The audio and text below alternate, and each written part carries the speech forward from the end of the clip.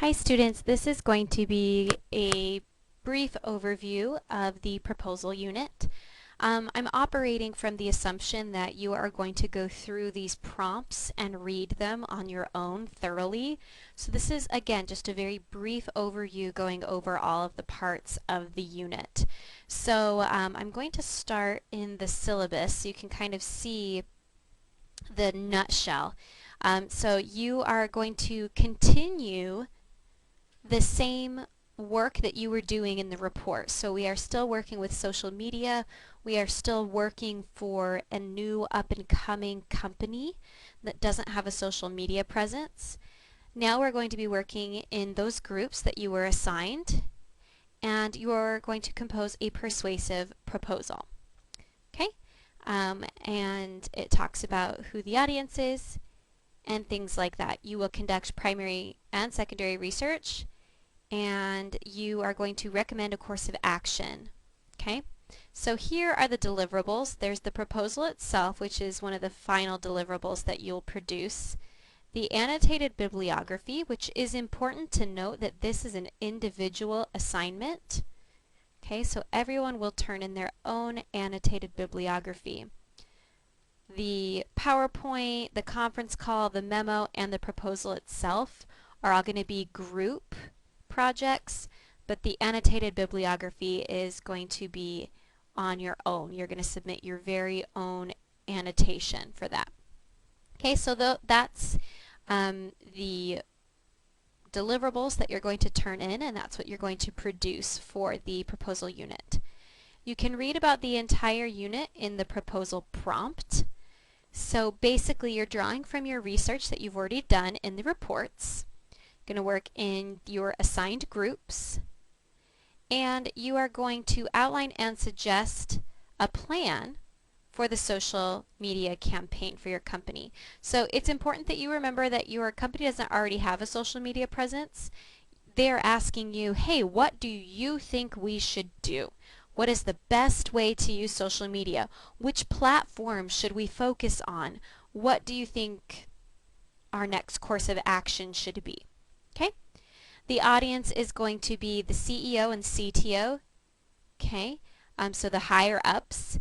This is a different audience than the report, right? That was, the report was a little old lady.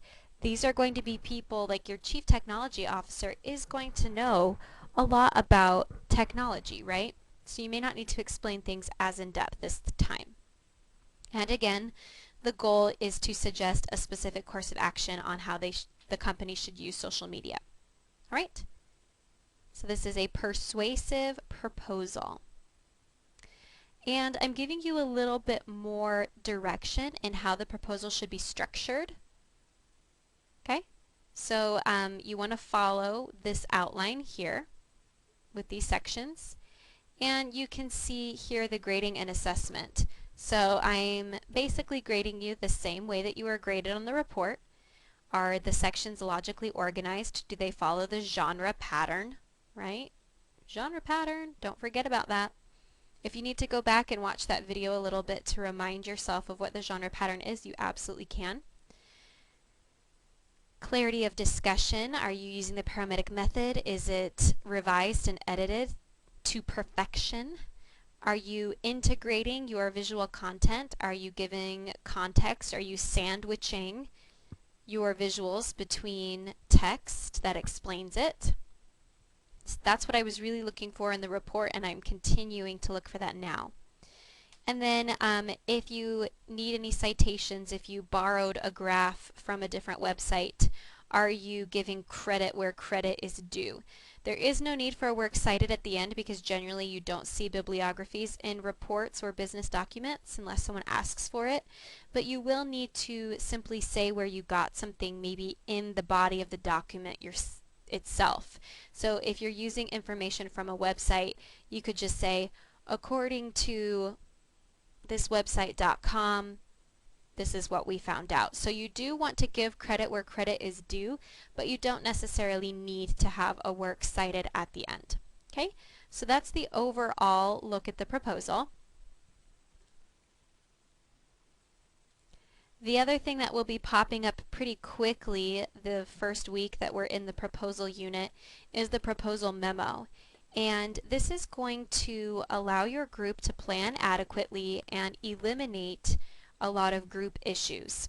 So you're going to write a memo to me that accomplishes 3 things. It's going to delegate group tasks, set internal deadlines, and outline your team's expectations and consequences. So there is a very key element here that you do need to show me that you know how to use proper business memo formatting. It's really easy to find out what that is. Look it up online or look at it in your textbook. Okay, so it needs to have proper memo formatting, and you want this to be a very brief memo, but it's probably going to be over 1 page. I do want to point out that generally business memos that are used internally in the workplace are really only ever 1 page, but I just don't know if you could do this in 1 page. So it's okay to go over 1 page, but I do want you to remember that generally in the workplace most documents are pretty brief and less than 1 page. This is a group project, so you are going to submit 1 group memo. The way that you can submit group documents is by going to groups, and then you see your group here, and you can go to the group assignment right there. So we've got proposal memo, and you just click right on that, and you can upload your submission right there. The other way to access the proposal memo or any of the other group assignments is to go to the week that it's in. Alright, so week 12.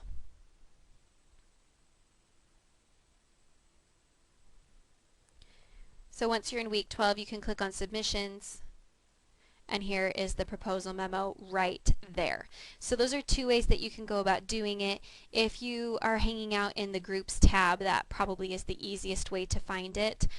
You can also exchange documents with each other or email each other. Everything can kind of happen through this group page. So that's important to note that it is a group assignment.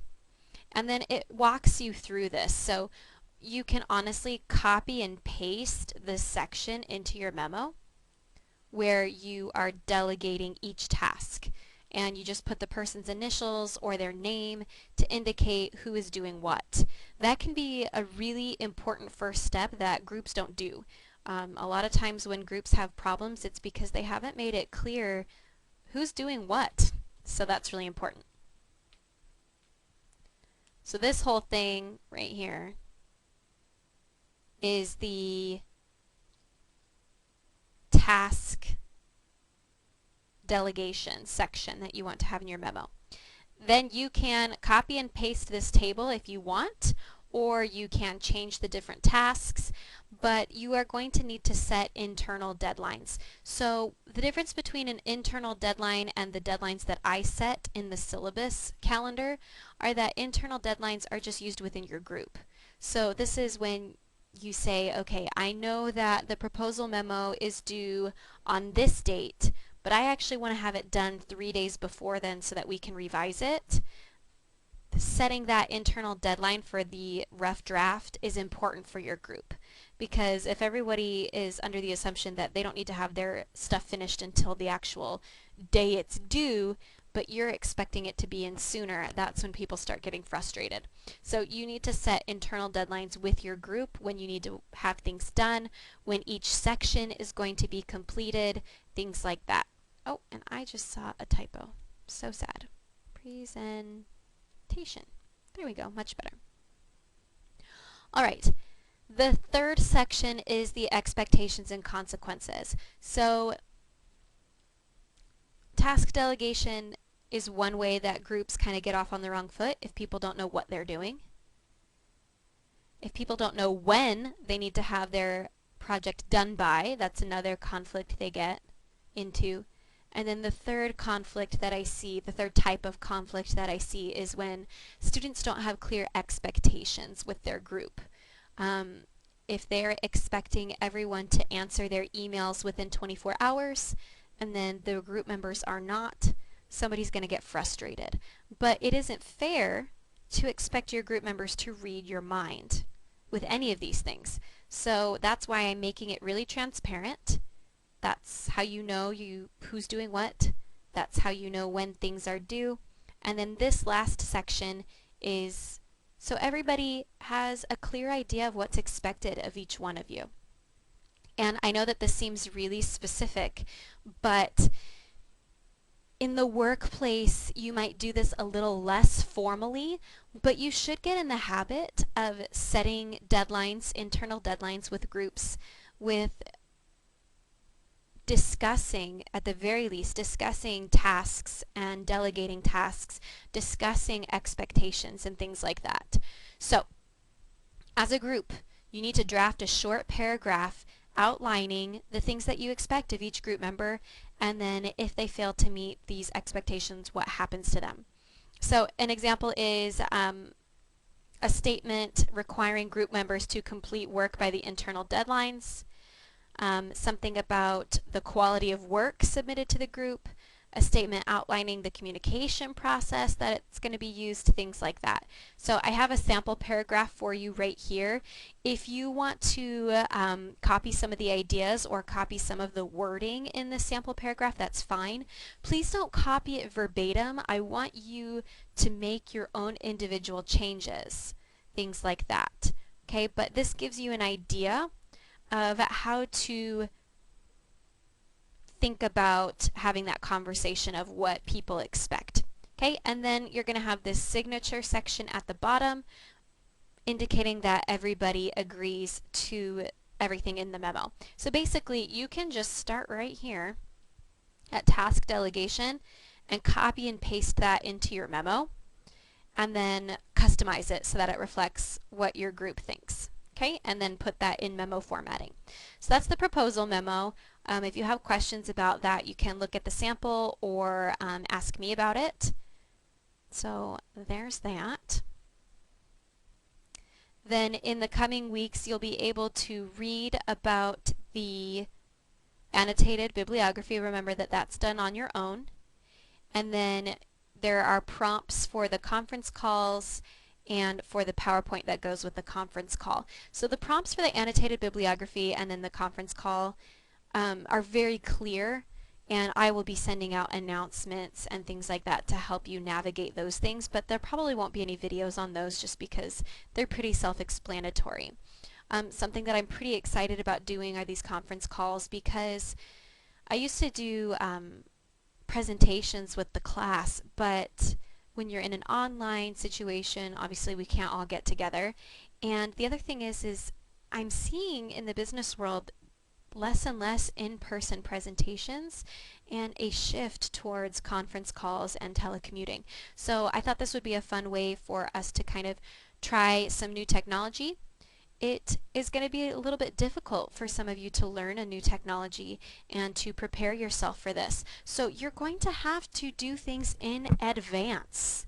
You're going to have to make sure that you know how to use the technology and that you know how to log in well before your scheduled conference call time. If you don't make it to the conference call, you will not receive points for participating in that. In the same way that if you have a technological issue at the time of a very, very important online meeting, you're going to get in trouble for not being there. So this is kind of a real world exercise, kind of a no excuses kind of thing. You need to make sure that you have a good internet connection, that your computer is compatible with the technology, that you are logging in on time, all of these things. And that will be explained in the assignment prompts. Okay? So just to kind of wrap everything up, I know this was a little bit longer of a video, but hopefully you watched until the end so that because this answers all of your questions. I'm going to do a little chart comparing the two projects with you. So you can see that these first three entries are basically the rhetorical situation. We've got the author, the audience, and the purpose here. So the author of the report, it's done individually, and I have a hard time spelling that word. Okay, this is going to be in your assigned groups. Okay, the purpose of the report was to report information about how competitors used social media. And then the purpose of the proposal is to persuade, or quite literally to propose, a course of action. So you're persuading, you're proposing a course of action to the company. Basically, you're telling them, this is what, based on my research, this is what we should do. Okay? So you are proposing a specific plan.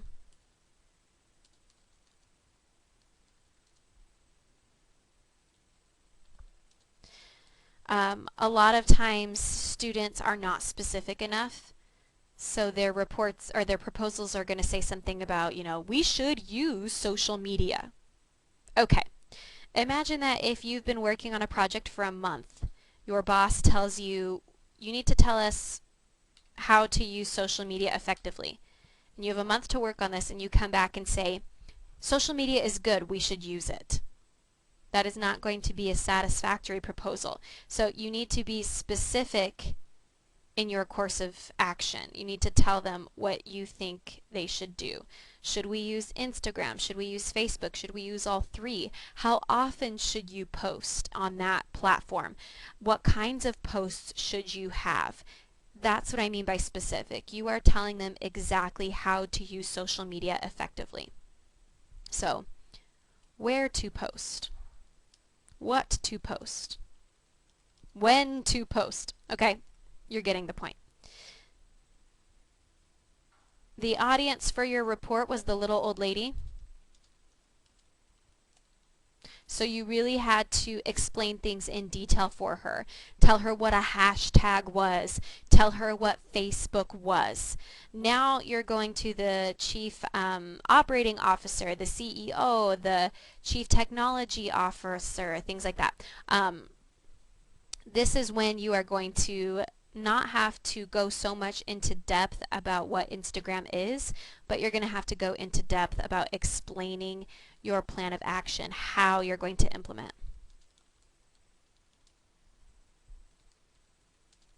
Okay, so that's where the detail comes in. Oops, sorry about that. This is where the detail comes in. You had to be a little bit more detailed with what social media was. Now you need to be detailed about how you're going to use it. For your report, you used primary research as your source. This was research that you did yourself. Now you're going to use the same primary research. You don't have to do any more new primary research. So your old primary research from the report plus secondary research. Okay?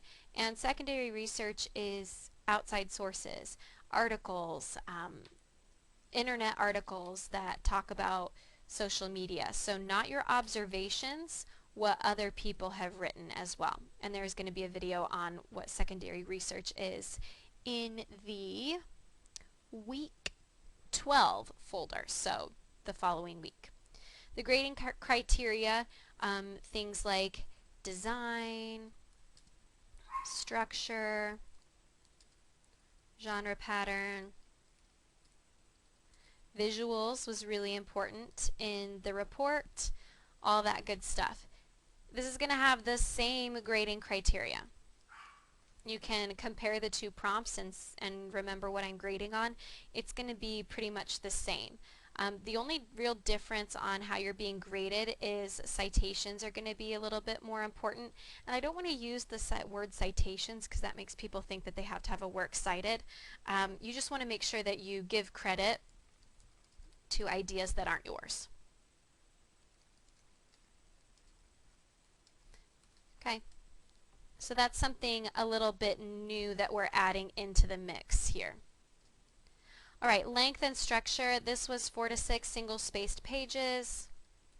And you could use any template you wanted or any platform you wanted if you wanted to use Word or anything like that. And this is kind of the same thing, except this is going to be a wee bit longer, 5 to 7 pages, single-spaced.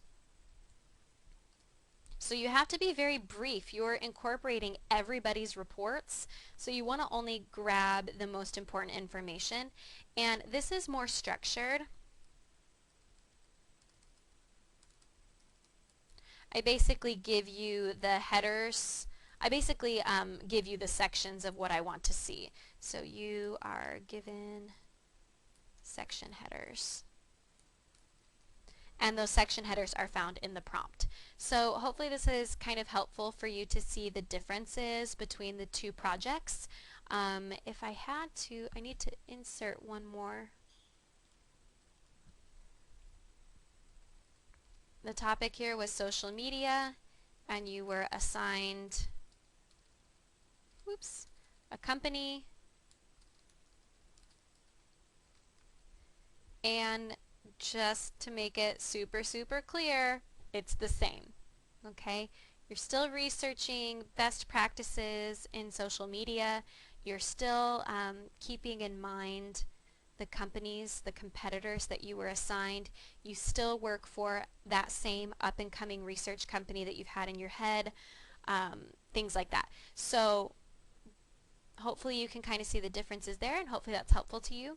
If you still have questions after reading the prompts thoroughly and watching this video, please let me know.